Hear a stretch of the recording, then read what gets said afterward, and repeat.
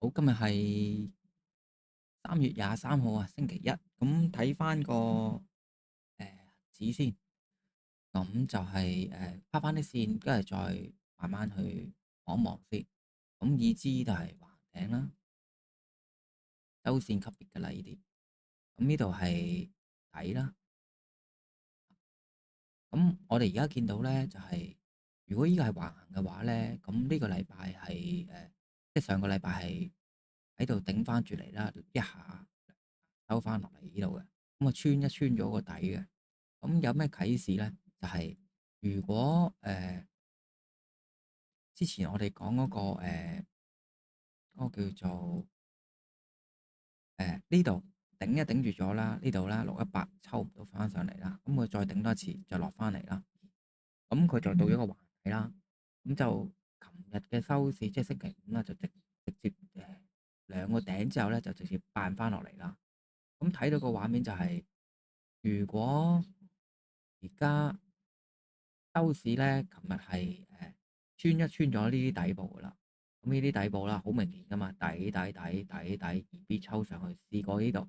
咁呢個嘅618冇辦法向上頂咗兩頂，再吹落嚟咧，收翻落去呢度，成支陰燭咧扳落嚟咧，日線圖噶啦。咁呢度穿咗噶啦，咁啊小心啲啦。咁然後我哋睇翻4小時嘅大時區啦。咁我哋會明顯見到啦。咁假設呢啲係頂啦，我哋 fine tune 翻呢啲先，呢啲底啦。咁嚟到呢度啦，呢度係有熱，臨尾加速嘭一下。夜晚咧又係啲夜期咧洗落嚟嘅。咁喺呢度停一停啦，嚟翻呢度。理論上，琴日收市係呢支燭噶嘛，呢啲位置收一收翻上嚟，大概係25,200到啦。咁跟住然後夜晚咧就呢啲就開始掹落嚟啦。咁我哋見到夜期掹落嚟咧，呢啲底部穿咗啦。咁我哋調節翻個位置就係、如果25,000失守，呢兩支陰燭穿咗落嚟啦，有突破巴。咁佢如果佢開市有機會排而家22,600啦，有機會撞一撞呢啲位置，或者係呢啲位置，有機會係下探翻嚟嘅。咁如果呢啲畫面咁樣出咧，就係、突破回測啦，呢度係底部啦，呢個 area 啦，呢兩個 area。咁我哋會見到啦，呢度拋埋一條啦。咁呢度係曾經頂一頂住過嘅，夜晚抽一抽針，然後再嘭一聲飛落嚟。咁有機會就係較短嘅，就係呢啲回測啦，或者係呢個回測。咁我睇下佢回測完之後咧，呢度係掹唔掹到翻上嚟，衝破翻呢啲頂部啦。如果佢呢幾日咧都守唔住咧，即係喺呢度咁樣飛落嚟咧，咁好大機率係呢個橫行突破咗啦。咁大致上就係橫行嘅1:1啦。咁就落到嚟呢啲22,600嘅位置。咁我哋睇到咧22,600，你有冇啲較大嘅支持或者日線圖咧，可以俾我哋有啲啟示，知道哦，原來嗰度真係有機會可以，如果呢度失守咗，停到咧。咁我哋會睇到咧，呢度曾經就係呢個頂啦，呢個底啦，呢啲位置啦。咁我哋會見到周線圖咧就唔覺眼啦，係咪？但係呢度係停，通常係停，跟住縫落嚟噶嘛，呢個位置。咁我哋縮細翻，聚焦翻喺頭先講嗰個位置啦。咁呢個位置咧，呢個頂呢度咧，曾經有啲噏位咧，就係日線圖計啊。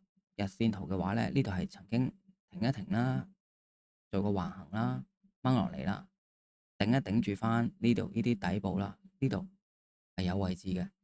咁即係話最近嘅可能係呢啲位置啦，呢度停一停啦，掹落嚟，頂一頂住，抽翻上嚟，等幾下，呢度有幾次咁樣阻住咗嘅，大概係呢啲位置咯。如果呢個位置唔得嘅話，area 就係226呢啲位置噶啦。呢個位置都幾經典嘅，因為呢個位置咧係連續幾個頂咧，呢個呢個呢個可能會較實淨啲咯。頭先嗰個咧就硬一硬，但係呢度咧就係頂頂住突破之前硬幾下啦。即係話一旦佢失手嘅話咧，佢可能會挑戰啊較低嘅呢啲位置啦，226啊呢啲啦。咁所以就小心啲啦，睇下呢幾日咧佢可唔可以掹翻上嚟，因為關鍵嘅就係佢夜晚有心咁樣加速掹落嚟啦。咁如果假設呢個係加速撞落嚟嘅有心嘅，咁我睇下佢守唔守得住啦。如果守得住嘅，咁就當係二 B 抽翻上嚟啦。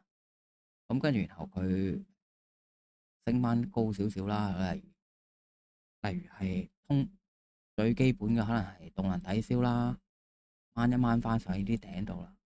跟住然後先壓翻落嚟咧，咁啊喺度做橫行啦。